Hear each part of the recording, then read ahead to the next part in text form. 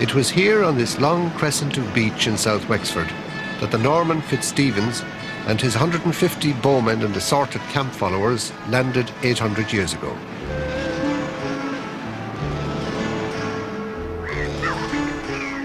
They were offered little resistance, so they stayed. Their descendants are still farming and fishing here, a land once bleak and barren, but transformed by them into a model agricultural landscape, the prosperity of which was acclaimed when much of Ireland lay in desolation. This is the country of the Norman Tower, the graceless keep, the bleak and slitted eye. Bargy Castle, home of Bagnall Harvey, the 98th man, whose forebears once kept watch from these battlements. The early Normans were a most conservative people who spoke their own dialect of English until the middle of the last century, and who rarely intermarried with the native Irish. As early as 1580, a traveller spoke of their snug, thatched houses. This is Kilmore Quay. In the olden days, all the houses, barns and sheds were roofed with a golden thatch. This thatch windmill at Tecumseh was built in the early 19th century. It's still in working order, though it's no longer used nowadays. You can thatch with reeds or with barley straw or with wheaten straw or with bent, but they'll tell you hereabouts that oaten straw is best. It's more pliable, tougher and more easily worked. John Rochford, whose forebears have farmed here since Fitzstephen's time, grows oats in abundance.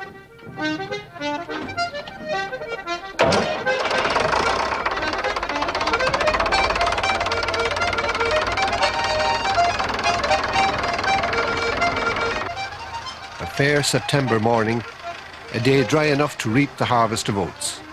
John, Joe, Raymond and Rosie head for the fields.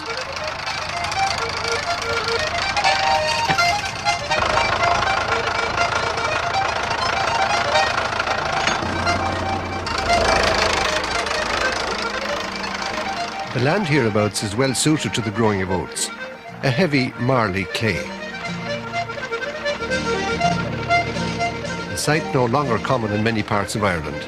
This 6-foot Albion power-driven reaper and binder was new 40 years ago.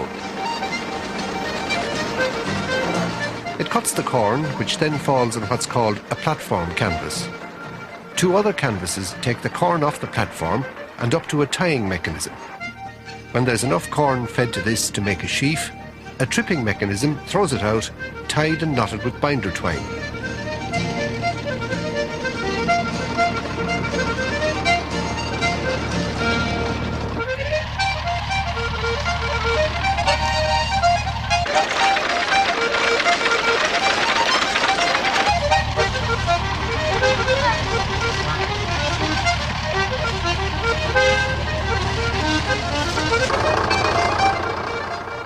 The Rochefords plant 6 acres of oats in April, a long-strawed variety specially for the thatcher. They still use the old-fashioned reaper and binder because the modern combined harvester is totally unsuitable for cutting straw to be used in thatching. For one thing, the combine cuts it too high. Apart from that, it's inclined to break the straw, or at best to make it brittle.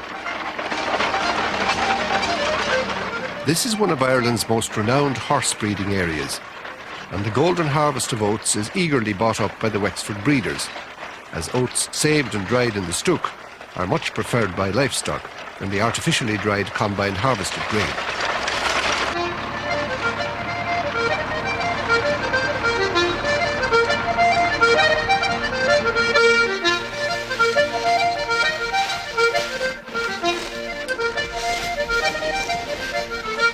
The last part of the day's work, propping the sheaves up against one another to make stooks.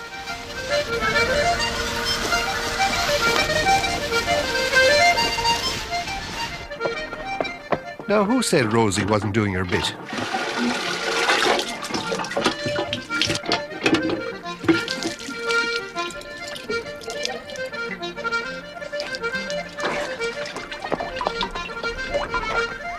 The day is close and men get thirsty at this kind of work.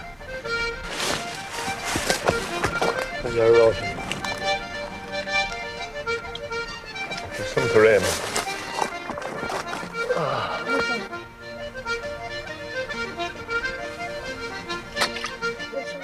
In a bad summer, cereals harvested in this way can often be more easily saved. After 2 weeks in the stook, the sheaves can be brought directly into the barn or made up into small stacks of 8 to 10 sheaves to protect them from the weather. The reaper and binder hasn't bound this sheaf.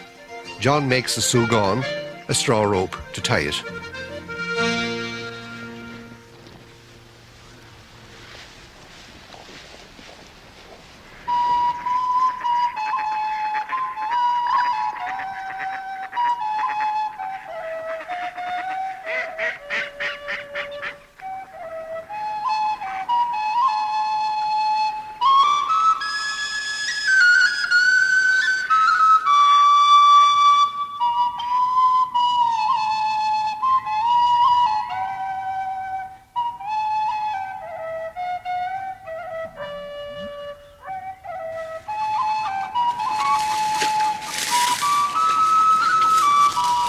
A November day dawns after a night of rain, this promise of a clearance later. The thrashing day has arrived. The Rochfort boys prepare straw, coal and kindling for their pride and joy, this magnificent 19th century engine.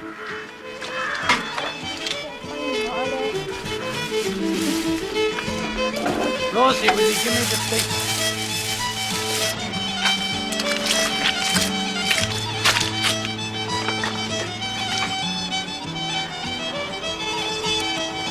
This old lady will raise a fair good head of steam in about an hour's time.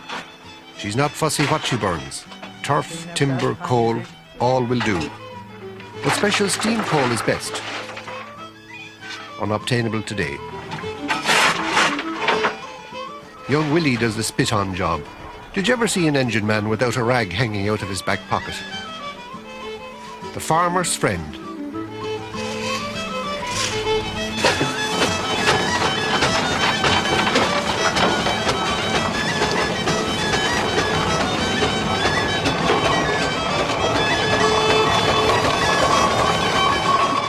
She's a 6-horsepower Marshall single-traction engine, built in 1889 in Gainsborough in England.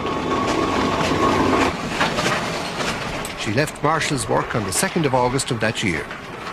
Her first owner was a Canon Baggett of Athy, a retiring clergyman whose parishioners presented him with a thrashing set.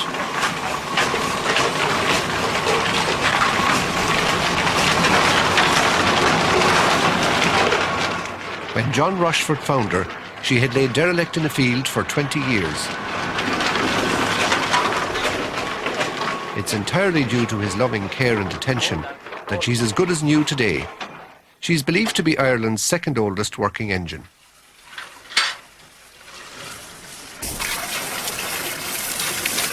The engine reservoir holds 150 gallons of water, which will be gradually pumped into the boiler to make the steam to drive the piston.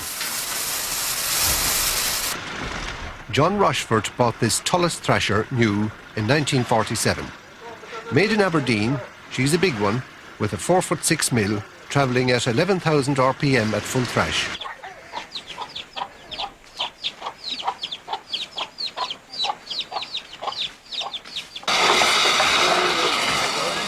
The next operation is to manoeuvre the steam engine into position so the belt can be fitted. Both engine and mill must be in line and dead level, or the belt will fly off. One of the wheels of the engine must also be chocked so she can't roll forward.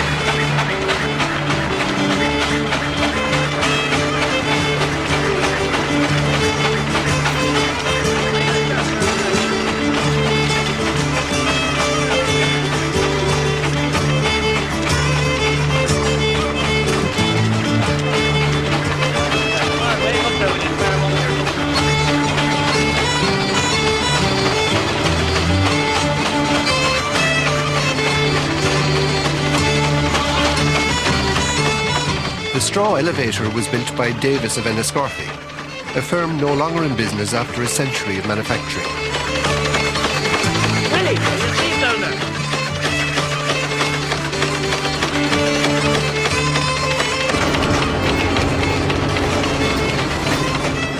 It takes a full team of 15 men to fill all the jobs at a thrashing.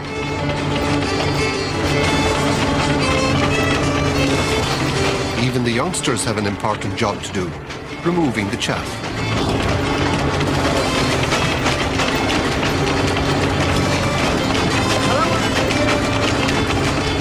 Everything is going smoothly. The golden grain is of first-rate quality.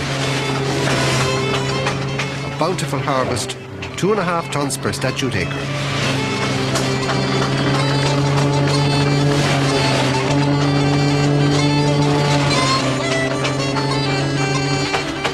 The farmer's friend, the Marshall engine, is thirsty today. She uses 50 gallons of water and 100 weight of coal per hour at full thrash. Steam pressure must be kept up and water constantly pumped into the boiler.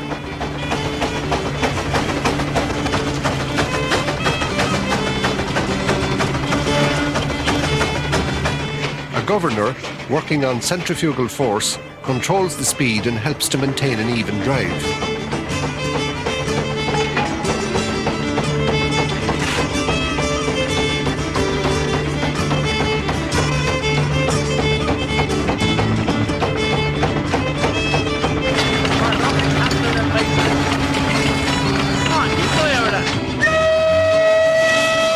And suddenly it's all over.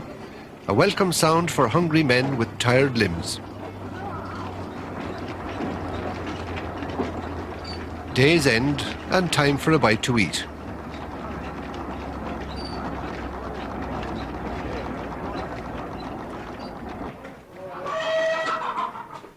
Girls, go wash your hands.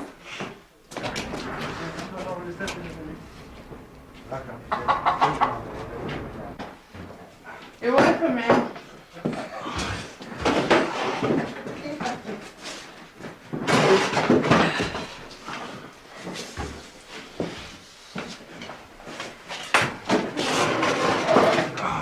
Nice day. Come on, Jakey. Blue one in Pat. In the old days, people hereabouts had a lovely custom called Pogue Mell, at which the woman of the house was presented with the last sheaf of corn in return for a meal and a jug of ale. She gave every man a present, a kiss. Hence, Pogue Mell, from the Irish pogue, and the Anglo-Saxon mell, time. Pogue Mell, kissing time. I'd be able to buy now and get a little British in it. You smoke, John? No. The inner man satisfied, it's time to relax. Fuel up the pipe, did you, in her house? Have you any in it? Oh, no, At the bottom in, Paddy. That's a lot of them. 16 more tea, Jakey. Yeah. 16 barrels.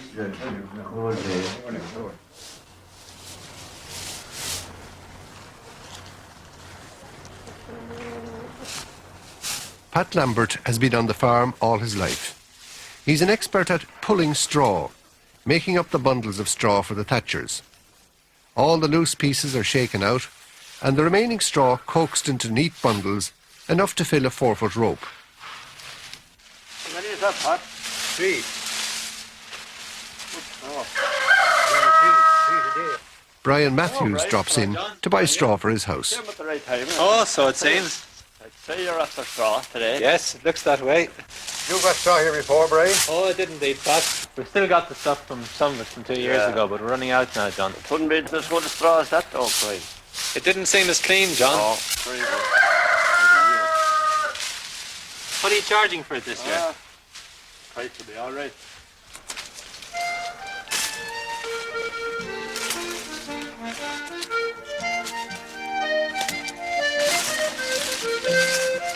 Johnny McGrath from Mulrankin cuts sprays, sometimes called scallops or spidogs, from which the thatcher will make roofing staples.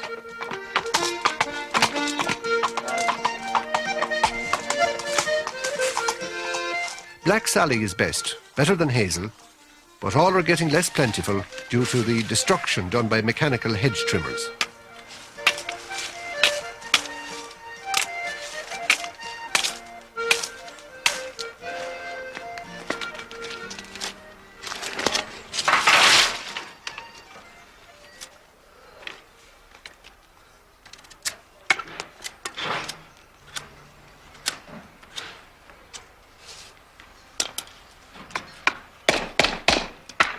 Thatchers used to come from far and near in the old days, when Johnny got 2 shillings 100 for these. Nowadays they'll set you back £2 for 100 of them.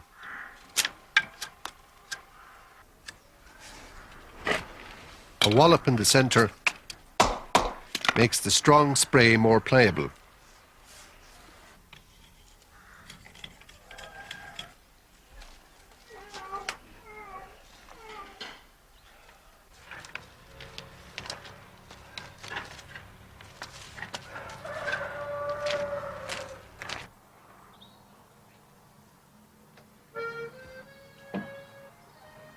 Here's our thatcher, Paddy Casey. A fine day, thank God. Many, if not most, of the houses in the barony of Bargy have been thatched by Paddy. He's what you might call a thatcher's thatcher, the acknowledged master craftsman of South Wexford. His father came all the way from Kerry, thatching as he went.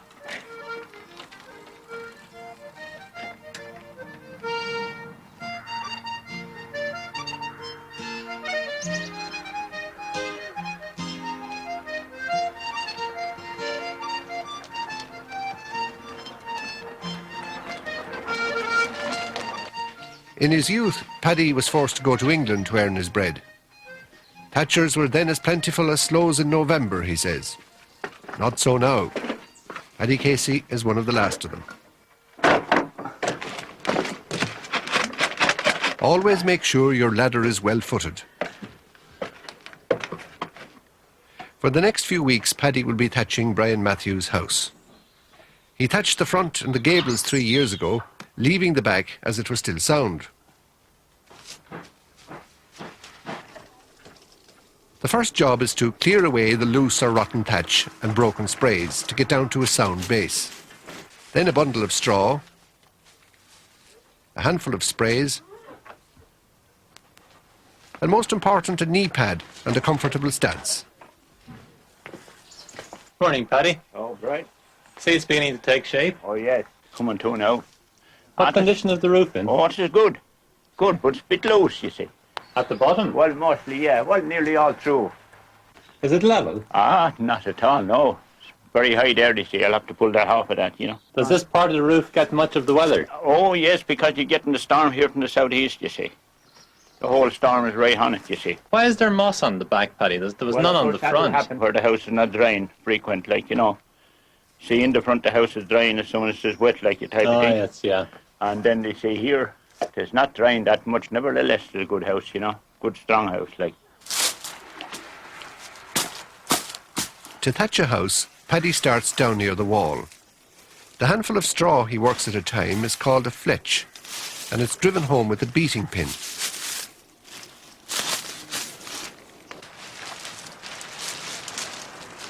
Paddy works a strake at a time, a distance of about a foot between the ladder and the last strake.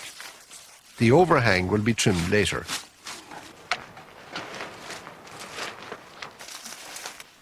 The loose straw is beaten in inch by inch, fletch by fletch, up to the pinnacle of the roof called the cailleach. He rakes down the loose straw by hand as he goes.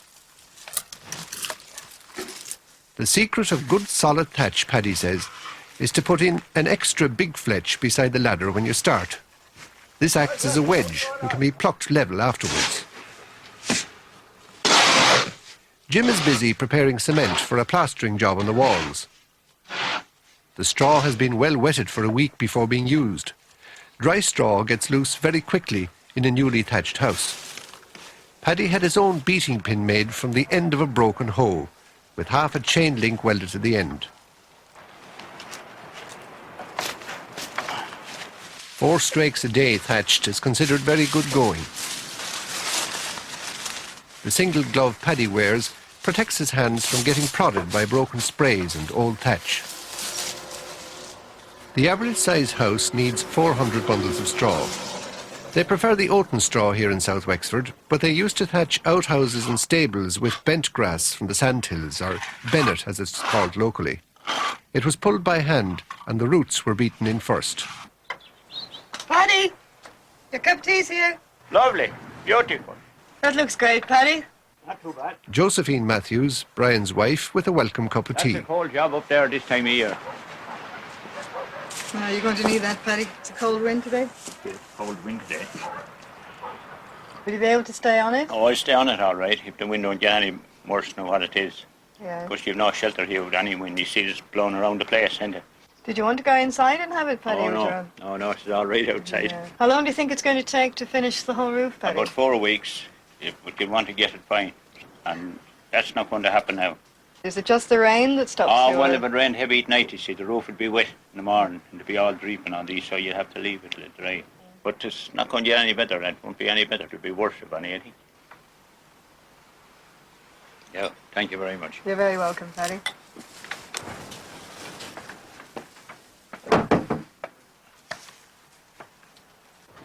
Ní héalán na gaí, héalán na scollop. The scallops, or sprays, are most essential. They're beaten into the roof to hold the wires that cross from gable to gable just below the ridge, protecting the roof in times of storm.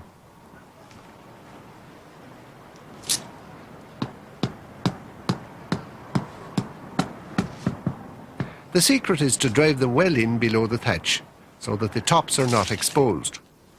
Paddy thinks highly of Johnny McGrath's sprays.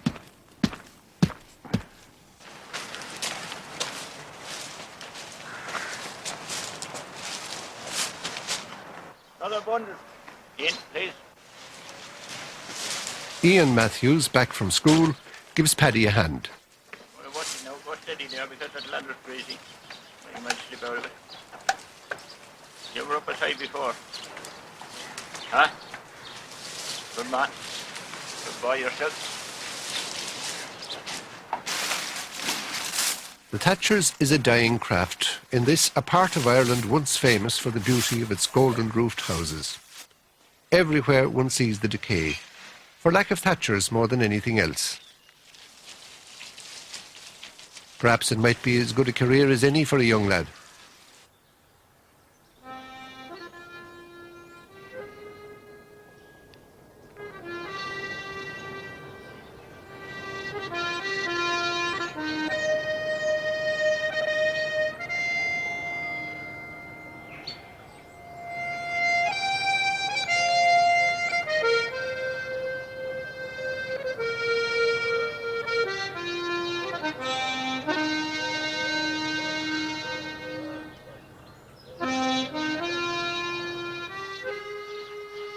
The snug cottages that pleased so many travellers, from Richard Stanihurst in the 16th century to Thackeray in the 19th, are being allowed to fall into disrepair, eventually to be replaced by hideous modern bungalows.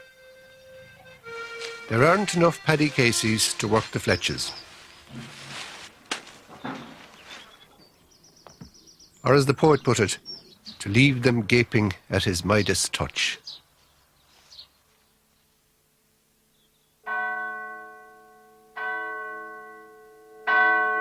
Christmas in Kilmore.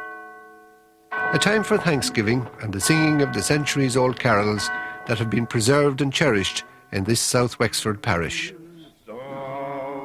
Saint Sylvester, so well deserves a song. When supper was ended, he took the cup. Again he gave you thanks and praise. Gave the cup to his disciples and said, "Take this, all of you, and drink from it. This is the cup of my blood."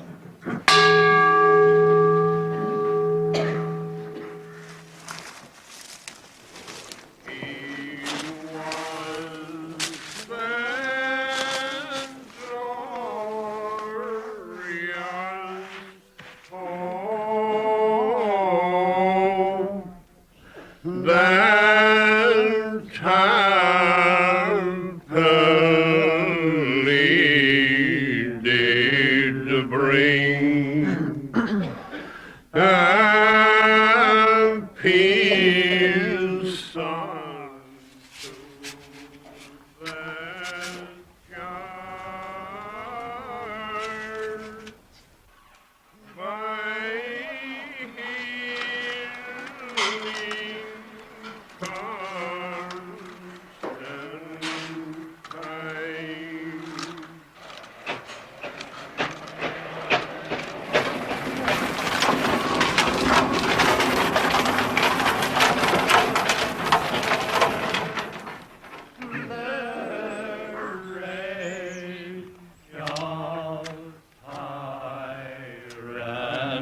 Constantine. His priest